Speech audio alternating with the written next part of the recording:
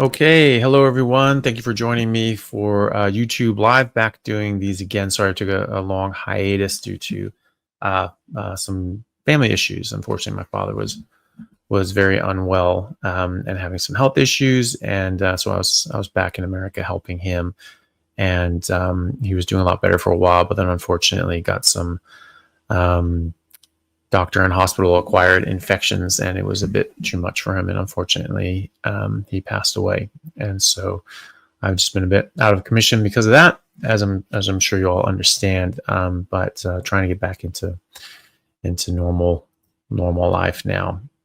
So thank you all for joining. It's really good to see you. I think we have a couple questions that had come up previously when I was on other people's lives, and then they sent in sort of chats and they didn't get questions. So as soon as Melissa puts those up in the starred chats, I will see those. Oh, okay, so there we go. There's the first one.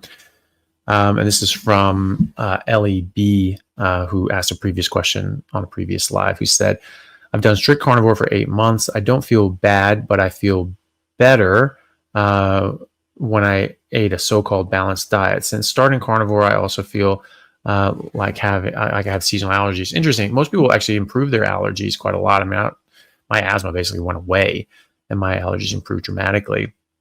But a lot of people find that as well. But the thing is that if you're sort of 8 months into it, you've certainly gone through the adaptation period, should be keto adapted, all that stuff, and gotten all this junk out of your system. You sort of have to ask yourself, you have to sort of do a bit of a deep dive, which is hard to do, with these sorts of things. But, are you really strict? I mean, because a lot of people, they'll be doing carnivore, and what they think of carnivore is that they're just eating a lot of meat and a lot more meat. Now you're saying you're strict carnivore, but does that mean you've eliminated everything, even artificial sweeteners? Because that's a big one. Dairy, people seem to have a problem with that sometimes as well. Are you eating enough fat? Are you getting 1 to 2 grams of fat per 1 gram of protein? If you're sort of on the lower end of that, maybe increase that up. Try to get more of that 2 grams of fat to 1 gram of protein, maybe even a little bit more. Try to eat as much fat as your body can tolerate before you start getting loose stools. If you're drinking coffee, cut it out. Those sorts of things. And the other thing is, so if you're doing all that, let's assume that you are. If you're not, do it. But let's say you are and you're still sort of not feeling as well as you would otherwise, there's probably something going on with your blood work. Are you eating organs? Are you eating too many organs? You can get a buildup of fat-soluble vitamins such as vitamin A. You can, different metals like copper are quite abundant, especially in beef liver. And so those can build up and be a problem as well. Most people are low on those things, so it's usually not a problem for a while. But if you're eating too much of this stuff, more than a couple ounces a few days a week, that can be a problem. Try to think of this in proportion of the animal that you're eating. You have a whole big cow or a buffalo or something like that. If you took out in the wild, okay, sure. Are you going to eat nose to tail? Probably. Not everyone did, though. The Inuit didn't always do that because sort of they're eating seals, which are eating, they're predators. So actually, you can get too much of this stuff built up in their organs. So they actually didn't. They fed that to their dogs. But if you are going to eat the organs, just remember that this should be in proportion with the animal. You take out a buffalo, that's got enough meat on it to last you as an individual for 2 years. And it's got 1 liver, it's got 1 heart, 2 kidneys, right? So they're big livers, big heart, but still it's just one of them, right? So you need to sort of try to keep that in proportion if we are trying to live nose to tail and eating naturally. So just keep that in mind as well. And I would check your blood work, and remember that the nutritional profile is the average. The reference ranges that they use are averages. So all labs across the world just use an average. So the average people that comes in, they just renorm the average. They renorm their reference ranges every few years, and so the first few thousand people that walk in the door, that becomes the average, or that becomes a reference range, right? So, but most people are sick now. Most people are malnourished. Most people are doing a plant-based diet. So, fat soluble, the meat-only nutrients like vitamin D3, K2, B12, DHA, EPA, these sorts of things, creatinine, carnitine, choline, all those sorts of things. You're testing this on a vegetarian populace, and then you're averaging it And then so you get an average of a vegetarian, because 80% of the calories consumed in America and the Western world are plant-based. Most of them are processed plants. There's even more deficient in nutrients, but no plants have B12 or D3 or K2 or DHA or EPA, etc. And so all of those things are going to be low. And so the reference range is an average of a deficient population. So you don't want to use that. You want to be on the high end of normal, if not slightly above that, depending on the reference range, depending on the nutrient. So it could be that you check your nutrients and everything's fine, which means things are not fine because you're fine as compared to a sick, unhealthy, and malnourished population. So you want to try to get your bloods tested with someone who understands proper reference ranges, because there have been studies that actually look at optimal reference ranges. And there could be some sort of hormonal issue, some sort of thyroid issue or whatever, something there. But from what I've seen, people that are still struggling after 8 months or so, some people just have a long sort of adaptation, but that's rare. It's very rare. Most of the time there's something, deficient in their nutrients, and that they're just not absorbing things. And that this is much more apparent that you've gotten rid of all the other background noise. And so I would check that out. Okay. And what was the other one? I think there's another one that Melissa wanted me to answer. I'm not seeing it. Maybe if you could star that, or maybe it's in here. Okay, strange.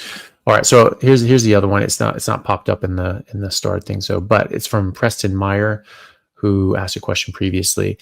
As someone who is an undergrad in pursuit of an MD, I'm highly intrigued with ketosis as a remedy for chronic disease. How many physicians actually look at ketogenic therapy to reverse chronic illness? Very small percentage now, under 10%, probably under 5%. Definitely under 5%, but it's growing. And that's the important thing, is because this is evidence-based medicine. And you're going to be taught in medical school to practice evidence-based medicine. The caveat to that is that what people consider evidence-based medicine is whatever the hell they were taught in medical school and residency, because of course they wouldn't be taught it if it wasn't evidence-based and if it wasn't the best that the evidence had to offer. And that's not actually true. So you need to do the research yourself. You need to look at these studies. The ketogenic diet is the most rigorously studied diet, bar none. It is the only diet that has the volume and quality of studies in it. So that the sheer mass of randomized controlled human trials looking at ketogenic diets for specific medical outcomes with discrete endpoints, and even comparing to the DASH diet, a low-fat, high-carb diet, whole food diets, a vegetarian diet, of Mediterranean diet, these sorts of things. It beats them head-to-head for specific things, for weight loss, sure, but also for treating Parkinson's, for treating Alzheimer's, for treating diabetes, for treating all these other sorts of things as well. So that is the literature, that is the evidence-based, and you are not going to be told that, not yet anyway. There are residency programs coming out at USC, for example, with Dr. Ludwig. Maybe someone can help me with that. Maybe it's not Ludwig. Damn it. Anyway, it's with an L. He's down at USC, and he's starting a residency program for like metabolic health and a metabolic medicine sort of approach, and functional medicine, this sort of thing. They understand these things more, that there's more to the literature than what you were spoon-fed at medical school. So you can find this stuff. You can find this stuff yourself. And so any condition, diabetes, for example, Parkinson's, Alzheimer's, just go to PubMed or go to Google Scholar. Actually, PubMed is a bit more curated. So it's sort of like a boys club. Like they actually will exclude certain things out of there that they don't want in that body of information. So that can be a bit misleading. Google Scholar is a bit better, and it's a sort of a better search engine for these studies. You'll get more studies that way. So Google Scholar, and it's available to everybody. You don't need a subscription or anything like that. So I would go with Google Scholar for a lot of these things, or I wouldn't omit it anyway. Look on PubMed, but also look on Google Scholar. You'll find other things as well. So go on there and just put in whatever you're looking for: Parkinson's, Alzheimer's, polycystic kidney disease. That those studies have been done too, showing that in mice, at least, they can actually reverse polycystic kidneys with a ketogenic diet. I interviewed a researcher who did that, Professor Thomas Wimes, down at UC Santa Barbara. And so, now they're trying to get that into human trials. And now there's anecdotally people trying this, going ketogenic carnivore, and actually improving it or reversing their polycystic kidney disease. That's anecdotal. There hasn't been a study to show how many do this, if it's not just background noise. But that's out there. But there are so many human trials as well. So you just put these things out there and you'll see a lot. I mean, there are thousands and thousands and thousands of human trials, human randomized controlled trials, and probably 10 times that in animal studies as well. So that is a huge body of literature that I found that no one ever told me about at any point during my education.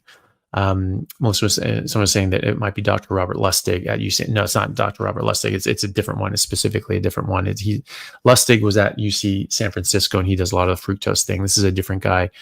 He wrote a different book, but it's with an L, and he's down at USC specifically, not UCSF.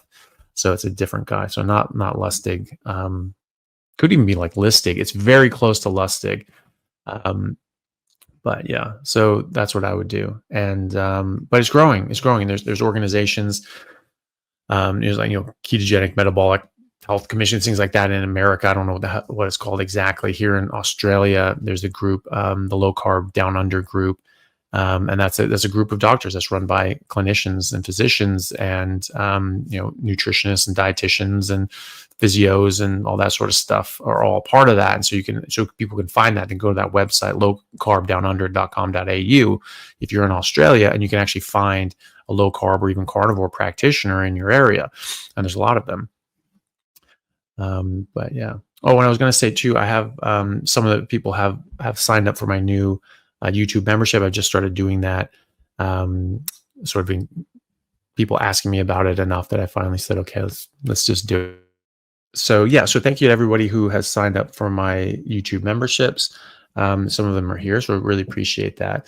If people do want to sign up for that, we'll be releasing, do early releases for my videos, and we'll have other sort of perks and features as well.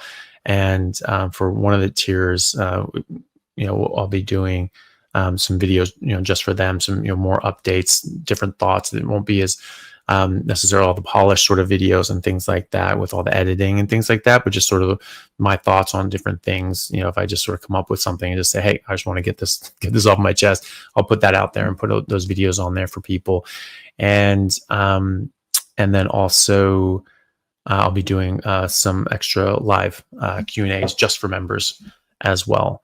So if people want to join that, they are more than welcome to. If not, then all my other videos are going to be completely available all the time, just sort of on a delay. And then I'll still be doing lives as well, but I'll just do extra ones for the members as well. So if people want to join that, then we can do that, and we'll have obviously that members only chat are in there as well, so people can talk and converse in that sort of community also, sort of like how people do here during the live. They can sort of catch up and talk to each other sort of on an ongoing basis as members as well. So if that's something that interests you, then and you'd like to support me and the channel and help me do more content, then you're very welcome to join, and love to have you there. Okay, let's see. And some people are giving condolences and about my father, and I appreciate that. Thank you very much. Okay, there's a question from Julie. Julie says, hi, Dr. Chaffee. Would love to hear your thoughts on Primal Bot saying that we should be eating lean meats. Yeah, that's one I've actually been meaning to do a video on. I don't think that's a great idea, and for a couple of reasons. Primarily, it's you need the fat. The fat actually is an essential nutrient. It's not just a calorie source. We need to stop thinking about eating fat makes you fat. It does not. It's a nutrient. It's an essential nutrient. It's an essential set of nutrients. There are essential fatty acids you have to have or you can get sick and die. There are essential fat-soluble nutrients that you have to have or you can get sick and die. The majority of the protein that your body wants to use is actually physical structures and building blocks. Every single gene that your DNA codes for turns into proteins. It's strings of proteins. That's what it codes for. It's for amino acids to stack up in a line, and then it folds and twists around, and things are added to it and stuff like that. But the base core string that your DNA codes for are amino acids, right? So that's what your proteins get used for when you're consuming amino acids. That's what they get used for primarily, or making your proteins in your body, not just building muscle, but everything that your DNA codes for and makes are proteins. So that's what you use those for primarily. When you start using a majority of getting your majority of your energy from protein catabolization, breakdown, from amino acids, that can actually start to cause problems and can cause harm. It's called protein poisoning. And so if you're only eating lean meat, that you can do that for a while, but you're going to hurt yourself eventually. And so this is not a sustainable way of eating. And the whole point about this is we're giving people the tools to have a lifelong way of eating and habits that they can maintain a healthy lifestyle. So, because part of the program that the Primal Bod uses is lean meats and under 1,000 calories a day. Okay. So again, cut out the fat and don't eat much. And that, that's been the diet advice for the last 50 years, and it has not worked. It has not given people healthy, long lasting results because it's not something you can maintain long-term because it's not healthy. And so I don't promote or support anything that's not healthy in the long run overall. There's a lot of ways to lose weight. You cut off your leg, you'll lose a bunch of weight. That's not healthy. And it's sort of insane as an extreme example, but it's the same thing. You're doing something that's not healthy for you long term. You're damaging yourself, right? And you can cut off your leg or your foot and you can lose weight that way. Is the goal to lose weight, or is the goal to be healthy and to achieve a healthy weight and body composition because you're healthy, right? People in concentration camps lose a lot of weight. Is that a good way of doing it? No, of course it's not. And it's not sustainable. What do you do after the fact? What do you do after that? They do this 3-month program. They spend thousands of dollars, which is right there is a problem for me, because this information is everybody's birthright. You should know how to eat properly. People should not be profiteering off of this. Let's be frank. This information that they use as carnivore sort of lifestyle, it came from other people's research, and then they're profiteering off this, charging thousands of dollars to then do it wrong and tell people to eat very lean, less than 1,000 calories a day. They make them sign non-disclosure agreements. So they say you're not allowed to talk about, don't talk about Fight Club sort of thing. But I've had people privately say to me that they've had very serious health issues as a result of this, losing hair, sort of destroying their skin, having all sorts of really bad hormonal issues, just trashing their hormones, losing their periods, all these sorts of things. It really, really messes them up. And then they get through it. And not everybody loses weight, but a lot of people do, because you're starving yourself and you're malnourished, so that's not a good way of losing weight, whether or not you lose weight. But then what are you doing after that? What's the step off from there? Okay, you've lost a bunch of weight. Now what do you do? Because you can't just eat lean meat and under 1,000 calories a day for the rest of your life. You'll die, right? You'll get protein poisoning. You'll get very sick. You need the fat. The fat's actually really important. And so, people don't have a step off after that. They crash diet, but then they crash and then they rebound and they don't know how to eat now. They haven't been given those skills and tools for the long term. And then they sort of go back to what they were doing before, and, all goes to hell. So, what I think is the right way to do it, which is why I do this way, is you do it the right way from day one. You eat fatty meat till it stops tasting good. You do it as often as your body tells you to, and you stop when it stops tasting good, and you don't eat anything else. Okay, so that's getting ourselves pure nutrition. It's giving ourselves exactly what we need. We're excluding the things we don't need and don't want, and we're letting our body get on with this. And so we're letting our body heal. Now you can force yourself to lose weight faster, cut your leg off, etc. But that's not what's going to give you long-term health and overall health. It can trash your hormones. You could lose your hair and all these sorts of things. Now, going into ketosis, sometimes it triggers a hair loss phase anyway, but it grows back. In these cases, the hair wasn't growing back. It was going away, and it was staying away. And so, that's not sustainable. There's also an argument. I mean, when people eat more fat, they actually trigger weight loss. Why is that? Because when you eat less protein, it actually triggers something called FGF21, which is a hormone that triggers lipolysis, that increases fat burning. And so studies have shown that if you decrease your protein down around 9% calories, total calories, right? And this is where the sugar diet, comes from, or the sugar diet, they eat a whole bunch of sugar, very little fat, very little protein, and they actually trigger FGF21. But there's actually recent studies been published doing that, whole bunch of carbs and sugar and that malnourished sort of garbage, which will make you very sick, will make you hyperglycemic, will give you metabolic disease, metabolic syndrome, diabetes, massive glycation issues all over your body. And it's not complete nutrition, is it? So that'll cause long-term harm, but you do lose weight because of the FGF21 being stimulated because of the low protein. But then they flipped it and they said, okay, what about low carb, high fat, low protein? Exact same results, right? So it's a consequence of the protein. So in fact, that's a little backwards anyway, because if you get lower protein, you'll actually trigger FGF21. So if your only goal is just fat loss, it's actually better to eat more fat and a moderate to low amount of protein. And that can actually trigger fat loss. And that's what a lot of people see is when they do carnivore and they're eating fatty meat and they're losing weight. A lot of people lose a lot of weight and there's no problem. Some people sort of hit a bit of a stall, and it's not until they start increasing the fat from there that they actually push through that stall and start losing weight, probably because of that FGF21 being stimulated as well. So, but my thoughts are you do things that are healthy, because this is about health first. Very distant second is body composition, losing fat, putting on lean body mass. Nowhere on there is scale, right? Because the scale does not tell you about your health or your body composition, right? And those are only two things that matter.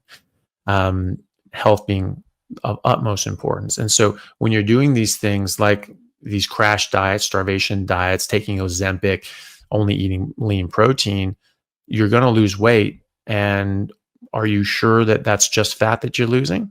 Are you losing lean body mass as well? You could be. You could well be. Less likely because you're getting enough protein, so you may be able to maintain that, but you never know. You are trashing your hormones. You are trashing your health. You are becoming malnourished.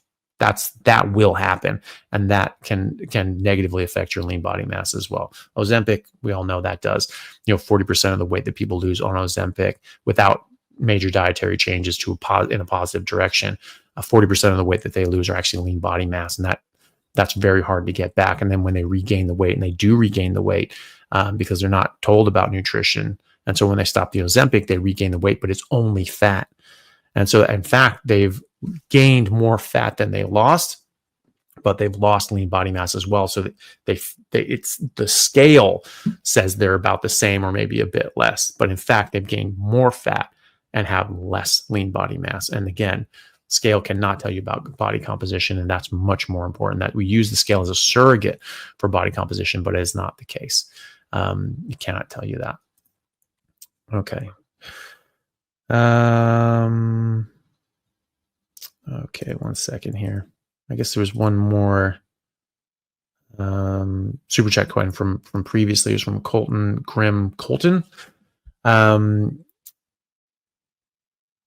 I think he said, I meant to ask, will carnivore help? Oh, okay. So that's a new one. All right, never mind. So that's an additional to something else. Which one the hell is that? Oh, okay. Gotcha.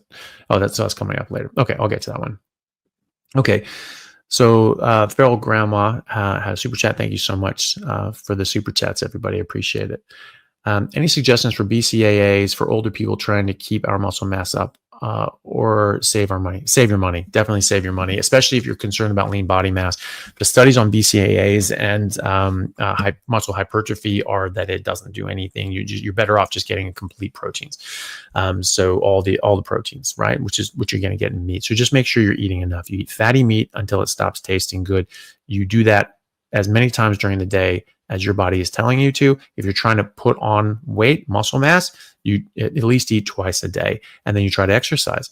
You have to stimulate your body. You have to stimulate your muscles and your bones to build. You can actually build bones even at any age. I've seen it. I've seen women in their 70s actually reverse osteoporosis by doing a ketogenic carnivore diet, eating a lot of meat, and weight training, resistance training. You have to put weight through the bones in order to stimulate bone deposition and growth, just like you do with your muscle. So, so you need to stimulate the muscle, and you need to stimulate the bones, etc., and then feed yourself properly, and then you'll be able to do that. But you have to be active, especially as we get older. Once you lose it, it is so hard to get back, and so you have to work on your mobility every day. You have to work on your fitness every day, or else you will go backwards. If you're not going up, you are going down. You have to keep that in mind. As far as BCAAs, I never used BCAAs for muscle hypertrophy. That wasn't what that was for me. I never would have considered that likely. Just ate protein, just eat meat and things like that, or take total proteins, supplements or whatever. The BCAAs for me, what I found was they really helped with my recovery. So I would take those before I'd work out. I'd have a much better workout. And I would take those if I had like a rugby tournament, or I had like a series of games that I was playing and my body was just, a bit trashed. I would take some BCAAs. It would like revitalize me, and I was able to perform, and my body was just tuned up. And so I'd have, playing sevens tournaments, at the end of the tournament, you make it into the finals. This is now our 6th game that we're playing in 2 days. It's just like, Jesus. And all of a sudden, the first time I experienced this, someone just handed me, said, hey, I'm not going to be able to play, but I made these BCAAs up. Do you want them? I was like, sure. I just drank them, and it was just like within 20 minutes, I felt like it was the beginning of the day, and I was just supercharged, So I felt great, had a great game. We won the tournament. That was actually the Kinsale Sevens invitational tournament down in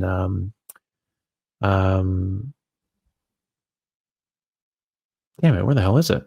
Down in Ireland anyway. It's gorgeous. Damn it. Is it Killarney? No, it's not Killarney. Anybody from Ireland, let me know where the hell the Kinsale. What the hell was I thinking? Jesus.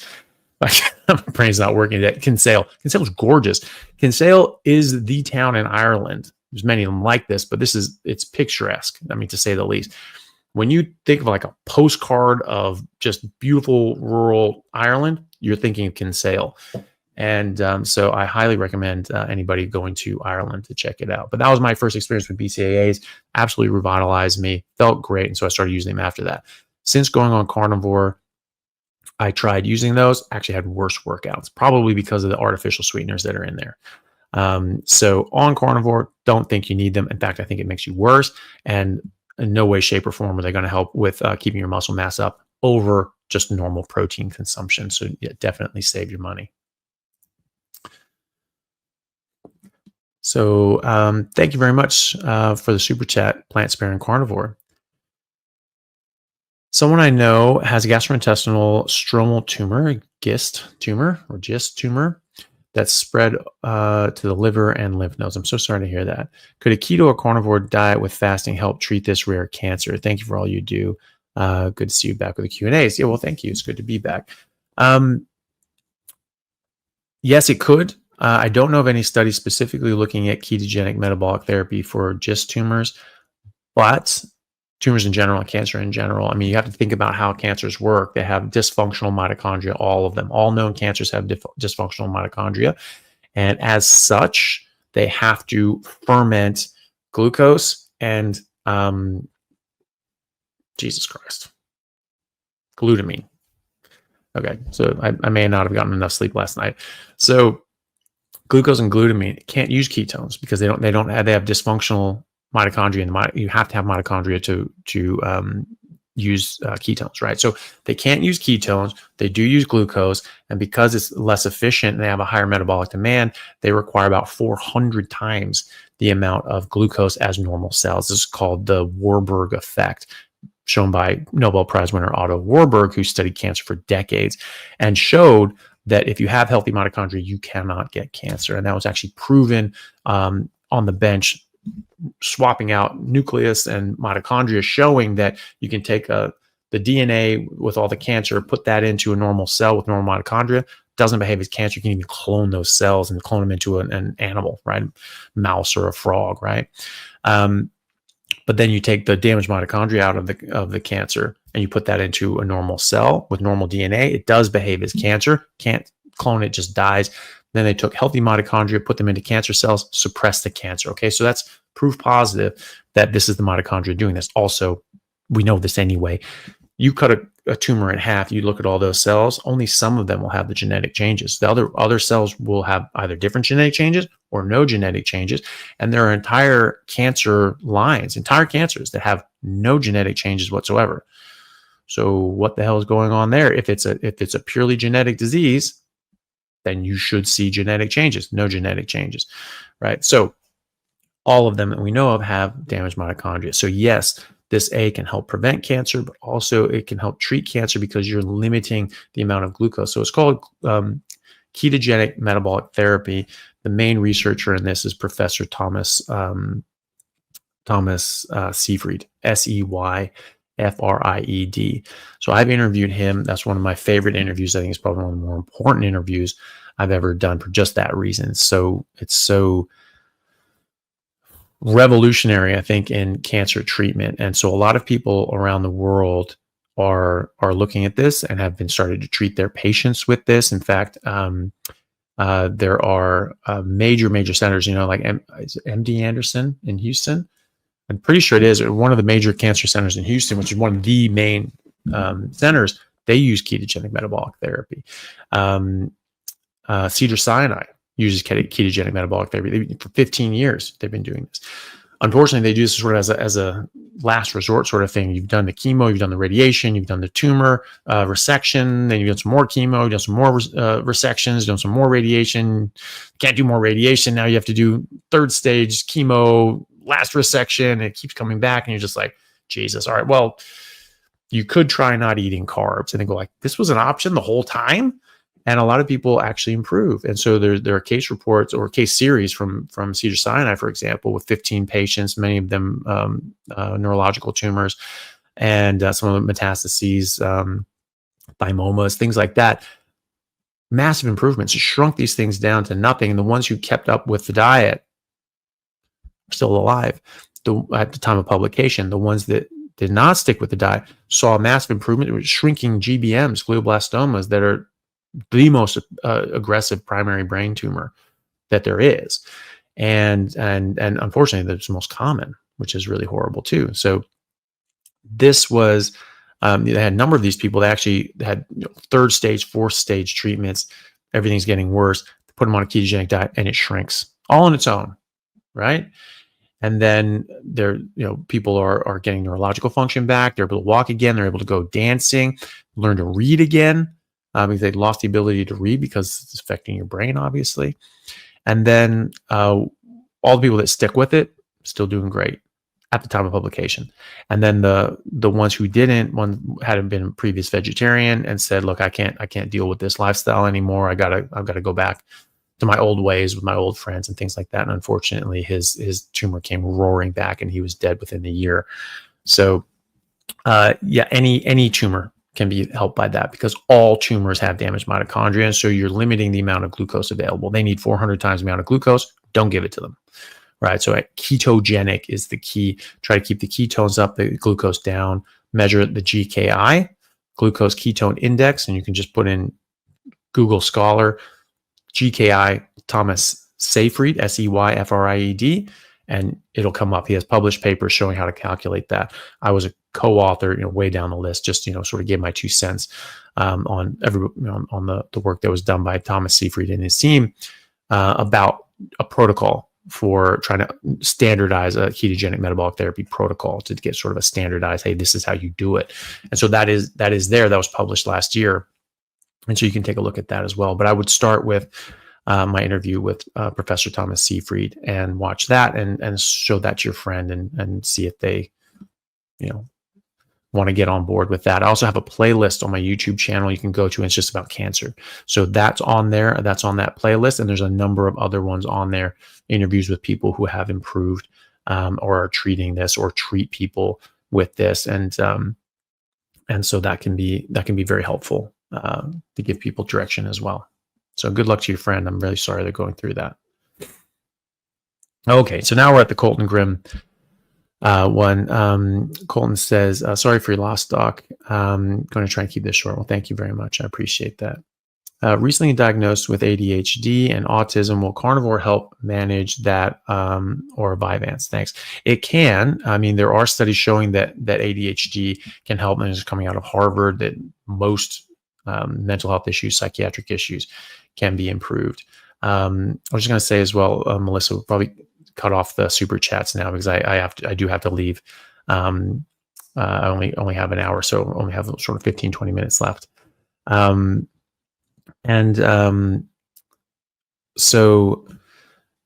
they have been showing that they can improve mental health issues and even specifically ADHD. So that's something that we have seen. So the thing is that, if you're on these medications, you don't want to just come off them straight away. You want to give your body a chance to heal and repair. A lot of this comes back to the mitochondria again, that you have damaged mitochondria in your brain. Your brain doesn't work properly, right? Because the mitochondria actually run your cells. And when you're running your brain, that's important. You're going to see these effects. So get on this for a while. So any ketogenic diet, especially a carnivore diet, because carnivore diet eliminates plant toxins that directly damage your mitochondria. And then being in ketosis lowers your insulin. Insulin blocks autophagy and blocks mitophagy, which is the turnover of old damaged cells and old damaged mitochondria, and stimulates mitogenesis, which is the creation of new mitochondria. So after 3 months on a carnivore or on a ketogenic diet, like a carnivore diet, studies have shown that you'll have 4 times the number of mitochondria, and they're 4 times as effective. And so that is when you're going to start looking into maybe a month, 2 months, 3 months in, you're feeling great. That's when you start saying, okay, maybe I can start ratcheting back the medications with the help of your doctor, of course. And so that's what I would do. I would let your body get used to this, start rebuilding your mitochondria, and then start weaning off these things with the help of your doctor. Okay, great. So hopefully that's helpful. Next question is from Sebastian Hellis, who's, sorry, I have no idea. I'm sure I butchered your name. I apologize.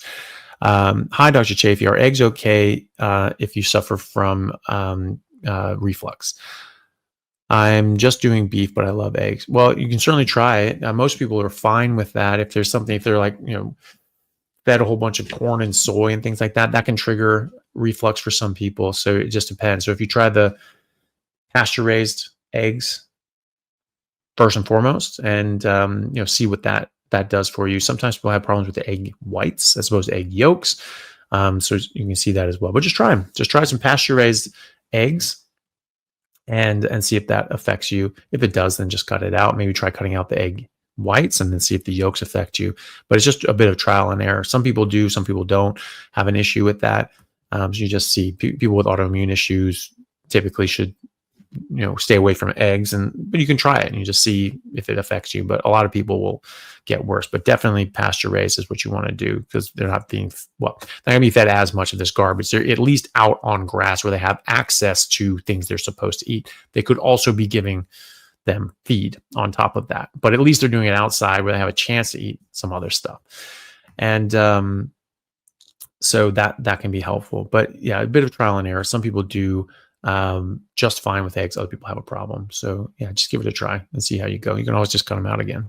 Hey guys, just want to take a second to thank our sponsor, Carnivore Bar. I don't promote many products because honestly, all you need to be healthy is to just eat meat. For those times that you're out hiking, road tripping, or stuck at work and you want a nutritious snack that is just meat, fat, and salt if you want it, the carnivore bar is a great option. So I like this product not because it's just pure meat, but also because I want the carnivore market to thrive as well. And the more we support meat-only products, the more meat-only products there will be available in the mainstream. So if this sounds like something you'd like to get behind, check it out using my discount code Anthony to get 10% off, which also applies to subscriptions, giving you 25% off total. All right, thanks guys. So next question is from Colton Grimm again, who says, recently diagnosed with high functioning autism and ADHD.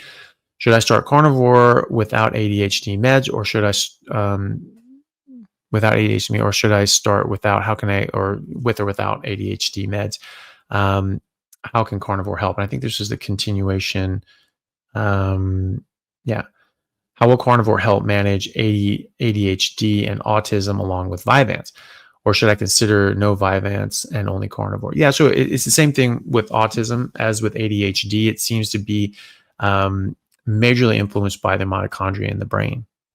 And we see this in studies out of Texas A&M that they showed that kids that don't make carnitine properly, because carnitine is required for neuronal development, but also mitochondrial function, that if they don't make enough carnitine, their brain won't develop properly, the mitochondria won't develop properly, and won't be able to function properly, and so they will develop this form of autism. There are other causes of autism and other types of autism, but this seems to be one of them that Texas A&M found was a carnitine deficiency. Now, people will argue, well, that shouldn't happen because we make carnitine. Well, no, actually, only 70% of people make enough carnitine. Fully 30% of humanity, 1/3 of the globe, doesn't make enough carnitine. They need it from their food, right? And it only comes from meat, right? Carnitine, carnivore, Latin for flesh. It comes from flesh. And so if you're not making enough, or you're not making any at all, then you have to get it from your food. And if you're vegetarian or vegan, you don't get that. And that's what Texas A&M found, that vegans and vegetarians were having much higher rates of kids with autism because of that carnitine deficiency. And there's going to be other things as well. I mean, I see people with autism, or people that have children with autism, when they eat carbohydrates, they really severely slow down their cognition and functionality, and sometimes even become nonverbal when eating carbohydrates, and can take 3-4 days to get back in a deep ketosis, so the brain's running heavily on ketones, for them to start waking up again, as it were, and start becoming more verbal and interactive. So same idea as the ADHD. You want to give your body a chance to recover. So if you're on certain medications like the Vyvanse and that's helping you, I would stay on those medications, at least for now. Give your body a chance, give it a good 2-3 months to get your mitochondria really healthy and roaring. Make sure that you can actually sustain and maintain the diet as well, and make sure it's ketogenic. Cut out all sugar, all carbs, even from fruit, and all sweeteners, period. So stevia, erythritol, monk fruit sugar, everything. No diet anything, just no sweeteners at all. Just eat meat, eggs, water. That's it. So milk, even, don't have that. That has carbs that can kick you out of ketosis. So I would just avoid sort of dairy a bit in general, just because the casein molecules can be a bit pro-inflammatory. You don't want anything gumming up the works. Just very clean meat, eggs, and water, and avoid everything else. High fat, really high fat. Your brain's made out of fat. You need the fat for your mitochondria and for the structures of your brain. You need ketones for your brain as well. Brain runs optimally and primarily on ketones. How do we know this? Because everyone says, oh, you need glucose. You don't need glucose. But if you did, you make the glucose. So even when you're in ketosis, even though don't eat for a month, your glucose is going to be right here. It's going to be rock solid the whole time, and you're also going to have ketones. So you have ketones, you have glucose, but your brain is only running on the ketones. So is your heart, so are your intestines, so are your muscles, and most tissues in your body, because ketones are the primary fuel source. Now, what happens if you're eating a whole bunch of carbs and your blood sugar is up? That raises your insulin, that suppresses ketones. So it can't run on the ketones. So it's only when your ketone levels go down that your body switches over to using glucose. There are some cell lines that still use glucose. The vast majority prefer ketones, because even in that high carb state, of not making any ketones, if you take exogenous ketones, you drink those down, bam, your body's going to run on those ketones until they run out, and then go back to the glucose. That's a clear sign that your body prefers ketones over glucose. So that's what I would do. I would say ketogenic carnivore for 2-3 months. Make sure you're able to do it. Make sure it's easy for you. Make sure you enjoy it. Make sure you're eating fatty meat until it stops tasting good. Do that as many times a day as you feel is right for your body. Exercise. That helps your mitochondria as well. Get proper sleep. Prioritize sleep. When the sun goes down, try to get rid of all these unnatural lights, because that is good for your mitochondria as well, to get rid of these lights after the sun goes down. Get proper sleep. Really prioritize sleep. Put on a sleep mask. Make sure you're getting 7 to 8 hours of sleep every night. Wake up without an alarm clock every day if you can.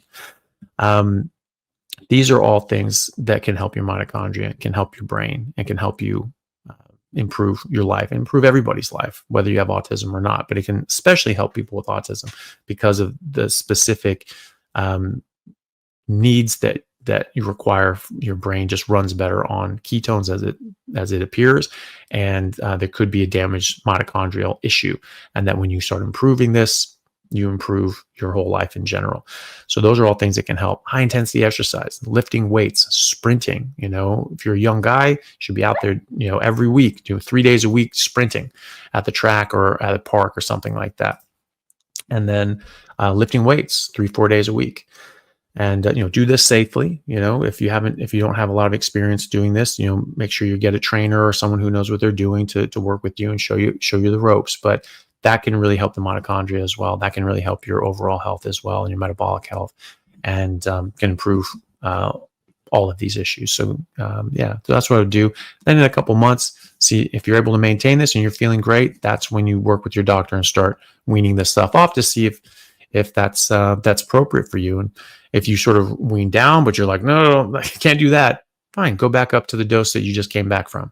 Sometimes it needs a slower wean. Sometimes your body does better with a bit of this stuff. But make sure it's something that's actually helping you in your functionality, as opposed to, well, it's just sort of like a morning coffee. It helps wake me up. That's not the right way to use these medications. If it is helping you in your functionality, great. If it's just sort of a pick me up and just wakes you up, but you don't need it for anything else, best to come off these sorts of things as well. It's always better to be on less medications than more, or no medications if you can.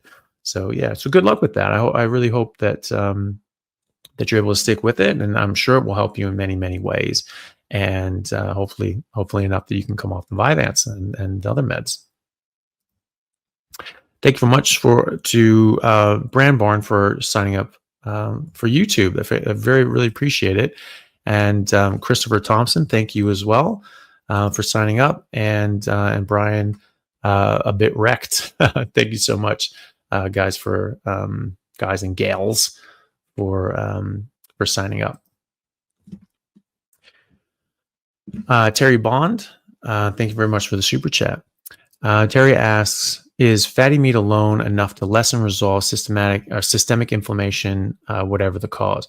Well, if you eliminate all the other things, it's certainly going to eliminate a lot of the causes of systemic inflammation, because a lot of plants, the way they damage you is by causing systemic inflammation. They have these toxins that damage you. I mean, this is the thing they say that these certain plant compounds have anti-inflammatory effects, antioxidant effects. Why is that? Because they elicit your body's inflammatory system to try to reduce inflammation, to try to reduce oxidation, data stress, release glutathione, those sorts of things. And so they're saying, oh, look at that. They trigger your body to try to tamp down inflammation and oxidative stress. I'm like, well, but why is that? Because those compounds cause inflammation and oxidative stress. So your body's actually trying to deal with a poison, so that's not too clever, that's like saying like, we got this blood sugar here. What are we going to do with it? And like, well, we should eat carbs because that triggers insulin, and that raises your insulin, that lowers your blood sugar. And it's just like, oh, great. We'll get on that. Let's take carbs to lower our blood sugar. It's like, did you think about what you just said? Right? Because you're increasing insulin, but you're increasing insulin in response to the carbs that you ate. And then yes, maybe there's like an overwhelming effect and you get hypoglycemia. But is that really helping you overall? And was that initial insult with the spike in carbohydrates and indeed the spike in insulin, was that actually overall benefit? In fact, it's not. And so you could argue that same thing with triggering glutathione, because you're trying to detoxify all this garbage you just ate. You're getting damaged by these things. Before your body can clear it out, you are being damaged by these things. And is there then, an overwhelming force with this, that it's tamping down other sources of inflammation and oxidative stress? Maybe, maybe not. You don't know that. But over time, long term, you are getting damaged, and you're going to overwhelm your system's ability to fight off this inflammation and so on. So when we put people on a ketogenic carnivore diet, inflammation goes down, bar none, across the board. There can be other causes of inflammation, certainly. But the thing is that if you're just eating fatty meat, you are eliminating so many causes of inflammation. And on top of that, when you're in ketosis, the elevated ketones directly suppress inflammation, not by triggering glutathione to try to suppress the ketones, but in fact, ketones block the formation of something called the NLRP3 inflammasome, which causes a cytokine cascade, upregulating various interleukins to increase this inflammatory cascade. So it causes inflammation. So ketones directly suppress inflammation, like an anti-inflammatory, but a natural one that's supposed to happen. Plants don't. Plants cause inflammation, and your body reacts to that inflammation to try to suppress it and say, oh, look at this. It's causing this anti-inflammatory effect by your body. No. It's trying to deal with the inflammation that you just put in your body and the oxidative stress. So it's very different. So yes, it can definitely reduce many causes. It's not going to be all causes. They're saying systemic inflammation, whatever the cause. No, not whatever the cause, but most causes are going to be from something external, something that is an insult to your body. And so this will eliminate a lot of those. Well, there can be other things in your house, in your environment, that could be contributing to that. You have mold in your house, for instance. Is there some junk in your water? Is that of good quality? Things like that. If you have autoimmune issues, so-called autoimmune issues, people should watch just came out on Low Carb Down Under YouTube channel. But I have a lecture I talk about, rethinking autoimmune disease. It's I can't imagine it possibly being your body attacking itself for various reasons, and I go into that. So that inappropriate inflammatory response, I think, is in response to lectins and glyphosates and other sorts of compounds and chemicals attacking your body, external forces attacking your body making an inflammatory response to those things, which is exactly what it's supposed to do. So it's actually being very appropriate. It's supposed to do that, right? And when you remove these things, then your body doesn't have that inflammatory response. So again, there's so many causes of inflammation that can be resolved by just eliminating out all this garbage. And then the ketones themselves suppress inflammation even more. So a lot of inflammation goes down, and it's very beneficial. Okay. Let's see. So a binder 3, thank you so much for the super chat. Carnivore for 11 months, seemed to have tinnitus past 9 months. Consume only beef, bacon, butter, eggs, electrolytes, only water. Carnivore, and can carnivore be the cause? Usually not. I mean, most of the time people improve this. That was one thing I was saying in the previous one. Inflammation, even dairy can be pro-inflammatory. Casein and things like that can be pro-inflammatory, especially A1 casein. A2 is less so, but it's still some inflammation, right? So in this case, with tinnitus, however you want to pronounce it, that's often from inflammation in your cranial nerves that affect your hearing. So usually that improves when you go on these sorts of diet. Maybe there's something that you're consuming that isn't agreeing with you. Possibly the electrolytes. Are there artificial sweeteners or flavorings in there? If so, just get rid of them. Really don't need electrolytes, especially 11 months into carnivore. Your insulin will have balanced. You'll get keto adapted, and so your body should be able to balance your electrolytes just based on what you're eating. There's plenty of electrolytes in meat, for example. So try that. Maybe try cutting things out just go back to beef. Just eat beef for a while, fatty beef, high fat, get those ketones up to suppress that inflammation. See how that affects it. And then add things back in. So, sort of carnivore diet can be an elimination diet, get rid of all these things that harm you. But the problem is that most of these things harm us. So you start adding back in any of this stuff and you start getting your symptoms again. But some people really just need to be on just a line diet, just nothing else. And they could still be triggered by, maybe the electrolytes, possibly eggs, possibly bacon, less commonly butter, but who knows? So cut back down to just high fat beef, get your ketones up and do that for a few weeks. See if that helps the tinnitus. If it does, then something in there was screwing you up. My biggest suspicion would be the electrolytes, because those typically come with a bunch of artificial sweeteners and junk that you don't want. Fun fact, stevia has been shown in animal models to reduce fertility rates by 55%, right? So that's likely a hormonal, endocrine disruptor. So it damages the hormones and doesn't allow them to reproduce. Okay, so what does that do? Is that translatable to humans? Okay, well, another fun fact, where does the stevia come from? It comes from a stevia plant from South America that in Paraguay has been used for 1,000 to 1,500 years as birth control. They ate this plant or made a tea from it to stop fertility, right? So then people found out about this, almost certainly knew what it was originally used for, and then just said, let's put it in the water. It'll be great. Jesus, no, what are you doing? Terrible stuff. So just because it doesn't have carbs doesn't mean that it's okay or safe or benign, especially not good for you. It is a chemical, and you're putting chemicals in your body that don't belong there, and they're going to have a chemical reaction that you don't want necessarily, right? So I'll be very careful with those sorts of things. And a lot of those electrolytes do use stevia. And then there's erythritol, the monk fruit sugar. That's just as bad. I mean, that's been shown to increase blood clots. You can die from that. So none of these are good. None of them are good. And they will affect your blood sugar. They will provide an insulin response. So they're not good. They're not good for you. And they can cause inflammation. They can cause stress. They can cause hormonal disruption. They can cause blood clots. So I would just cut out absolutely everything with artificial sweeteners. And that's why I have my rule. I'm very clear about this. No plants or mushrooms, no sugar or any sweeteners, nothing artificial. That goes for sauces, seasonings, and drinks as well. It definitely goes for electrolyte supplements. So give that a try. Cut back down just to beef. Start adding things back in. Cut out the electrolytes, especially if they have any artificial sweeteners. You just don't need them and you don't want them. If you are going to use electrolytes, use plain, non-flavored, non-sweetened ones. But most people don't need them. Some can benefit early on while they're adapting and their body sort of reacclimatizing to the amount of electrolytes it needs and is getting rid of and all that stuff, because your insulin is changing. Insulin affects electrolytes reabsorption in the kidneys.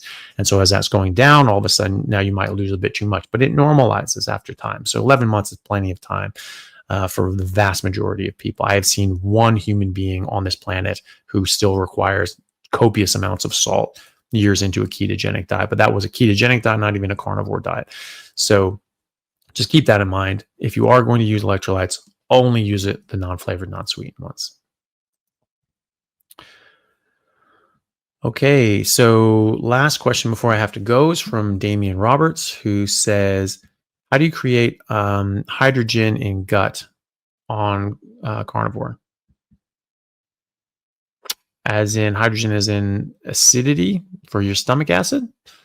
I don't quite understand that question. Maybe, Damien, if you could sort of expand on that and just pop that in a normal question. I'll try to take a look at it if it pops up. But if that is indeed what you're talking about, your body perfectly regulates your acid balance normally. Like if you're eating a whole bunch of carbs, that increases insulin, that can upregulate the amount of hydrogen that comes out. Actually, can get too acidic and get gastritis and get reflux, things like that. So people can find that they get normalized pH balance, but the normal pH balance for people who are carnivores and just people in general is about 1.5 to 2. So that's a very low pH. It's very acidic. Obviously, more than that is too much, but you're already going to be very acidic. So our bodies already naturally do that anyway. So there's just normal homeostasis. You don't need to micromanage your body. You just eat what your body needs, and your body will do the rest. That's sort of the premise. We don't have to figure these things out. I mean, you have a koala who doesn't even have a well-developed cerebral cortex. It's smooth. They're sort of smooth-brained animals. Possibly because the eucalyptus is a narcotic and it's toxic. It's probably damaging their development and their brain. I would wonder if you can give them some other sort of food, maybe give them meat that they can get all their nutrients from without all the toxins. Would they develop differently? Would their brain be different? I would bet that they would be. I wonder if anyone. It would be great. It'd be interesting to see if someone would actually be able to do that study. But koalas, smooth-brained, dumb animals. And yet they know what to eat, and they know how much to eat, and they know when to stop. How the hell do they know that? And their stomach acid knows how to be stomach acid, and their digestion knows how to work too. So nature's natural. It just works all on its own. If you need to micromanage and figure things out with a calculator, you're doing it wrong. Your body should just be able to handle itself. So, we're the only animal on earth that have dietitians and studies and PhDs and all this sort of stuff. And we're the only ones that have no idea what to eat, because we just confuse the issue so much. Every other animal that has no universities and no education and no, dumbass with a degree going like, oh, this is what you got to do, even though you don't want to do it and it tastes awful. They do fine. They know exactly what to eat, and they know exactly when to stop eating, how much to eat. So I wouldn't worry about it. So your body will make all these things all on its own. And you don't have to worry about that. Okay. All right. Just a couple of thank yous. Thank you to Justin Scar for becoming a new member. Thank you to all the new members who have joined up. It'll be exciting to see where this goes. If you guys have any ideas on what I should do and what direction we should go in with the membership, please do tell me. There's comment sections. There's ways to sort of get in touch in there. We'll be doing lives, membership lives as well once we sort of build up some people, and then you can talk to me then too, and see, give me ideas and advice on what to do then too. So thank you all. Thank you, Justin. Thank you everybody else for joining, and thank you, Nick, for the super stickers. Very kind of you.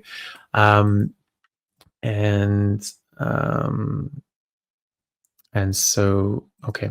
So thank you all very much. I really appreciate that. Unfortunately, I only had about an hour today, and I've got to run, but I really appreciate it. It was good to get back on and see everybody, and just sort of sit down and talk with you guys and do some Q&As and things like that. It's been a long time. I've missed these as well. So it's good to be back. I'm going to try to do these regularly again every week, and then we'll do an extra one at least once a month for the members only as well.